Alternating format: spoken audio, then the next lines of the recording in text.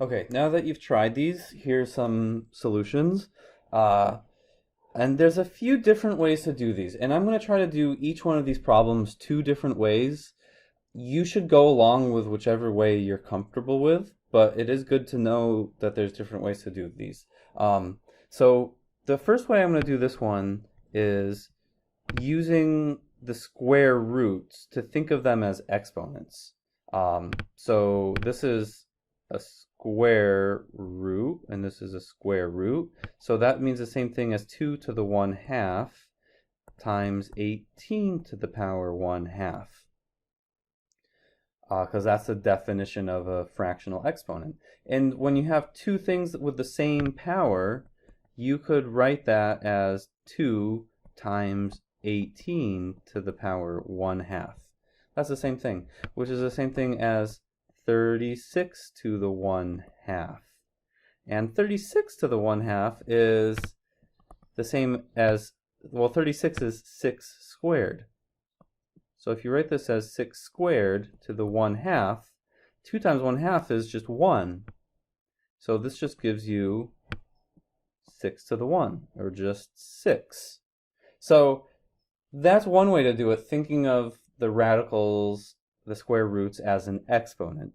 The other way to approach this is just to do square roots. And there's rules about square roots you can use. For example, if you have a square root times another square root, you can just write it as one big square root of 2 times 18, which is just the square root of 36, which is also 6. Maybe that's an easier way to do it. So it gives you the same answer both ways. Okay, this one, I'm going to do this the exponent method first, thinking of the square root as a 1/2. So a 1/2 exponent. So this is on the inside a to the 4th times b to the 6th. I'm going to write the square root as a 1/2 exponent.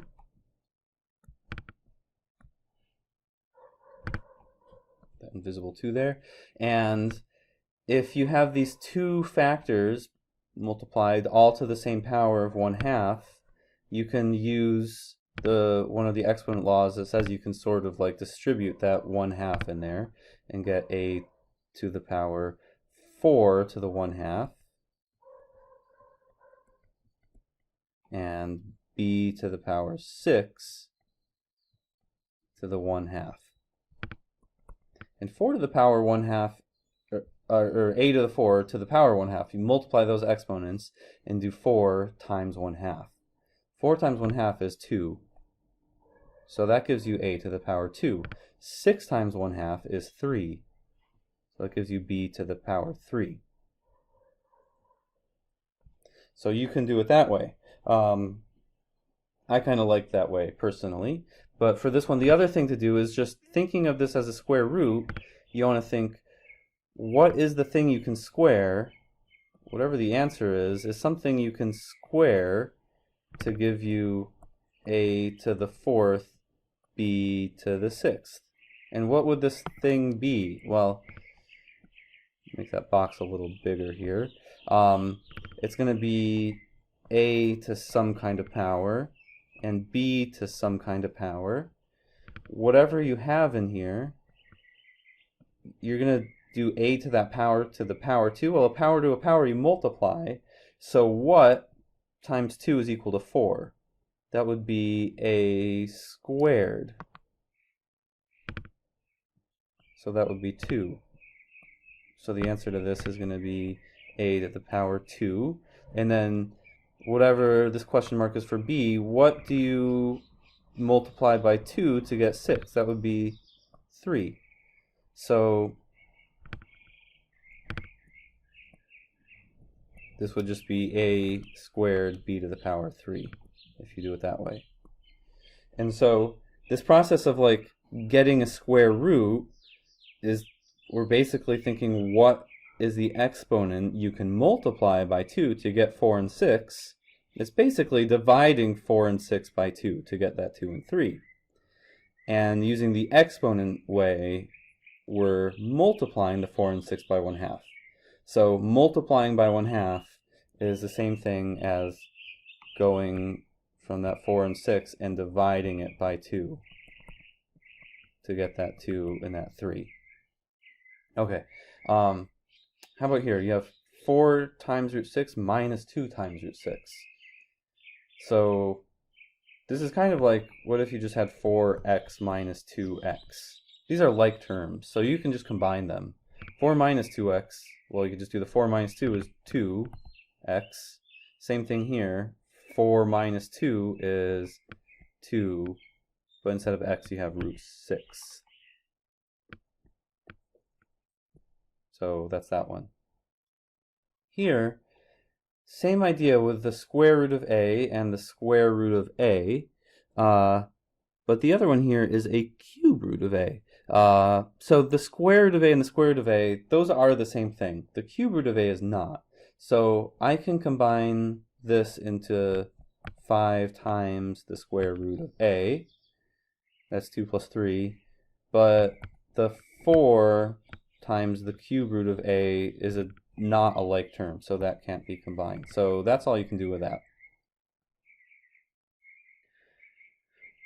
All right, here's where these are starting to get really tricky. How do you simplify something like the square root of 12? Well, the trick is that 12 is 4 times 3. And if you want to do the square root of 12, you can do the square root of 4 and the square root of 3 separately. So I'll try to show you what I mean by this using exponents first, and then I'll do it just using square roots. So using exponents, I'm going to take that square root of 12 and write it as to the power 1/2.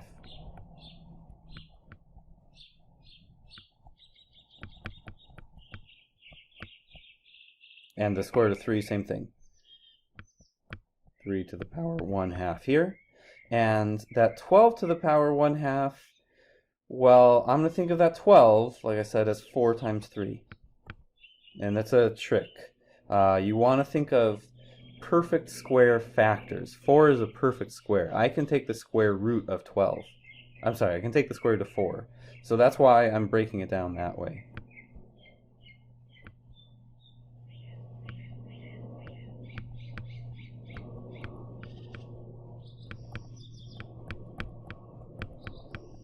So then this 1/2 power, you can sort of just do 4 to the power 1/2 and 3 to the power 1/2 separately using the exponent rule that says this. We're going to use that rule right here.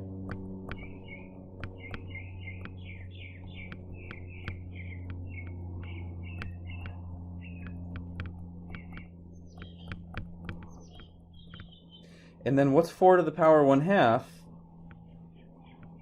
4 to the power 1/2 is the square root of 4.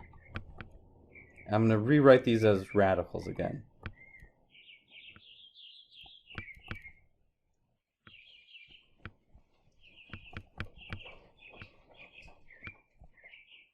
And the square root of 4, you can just write as 2. That's why I separated the 12 into 4 times 3. So you can just turn this into 2 here. And that way, these are both square roots of 3. So the 3 times 2 is 6, so we have 6 times the square root of 3 plus 4 times the square root of 3. They're both square roots of 3. You can add them and get 6 plus 4, which is 10 times the square root of 3. And that's what this is. Now, I wanted to do this to show you sort of why it's okay to just go from the square root of 12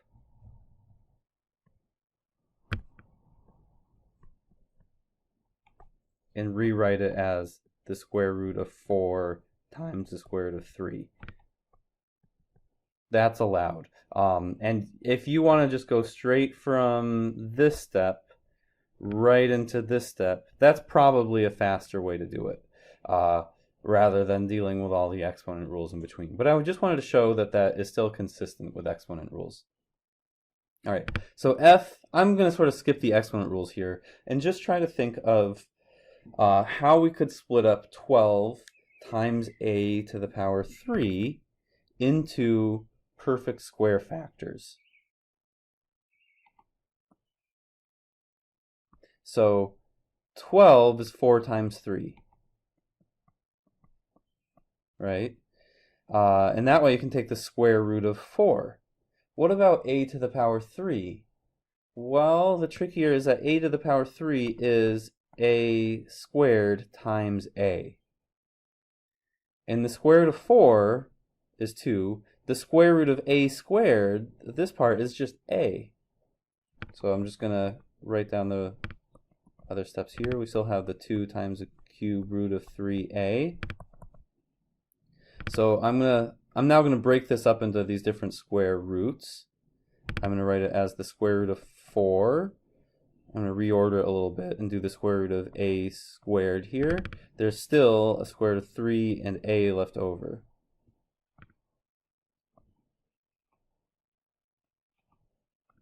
And I'm just going to leave that inside there. So just taking the square root of 4 is going to leave you with 2. The square root of a squared is a.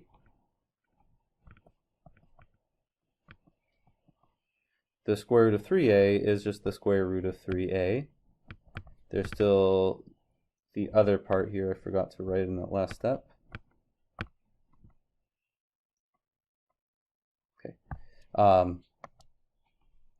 So now these are kind of sort of like terms, except they both have a square root of 3a, but the problem is that this a, there's only an a here and no a on the other one. So you can't really combine them. So we're just going to leave it like that. 2a times the square root of 3a plus 2 times the square root of 3a is all you can really do there. All right, so if you got, I don't know, 3 of these 5 parts right, you're doing okay. These are tricky problems. And if you had to get help with a few of these, that's okay. As long as you're getting through the videos and getting some help, you're still going to learn and you're going to be ready for the homework assignment. And I do recommend doing this homework assignment as soon as you can, because the more you understand G.1 and G.2, the better prepared you're going to be for Chapter 4.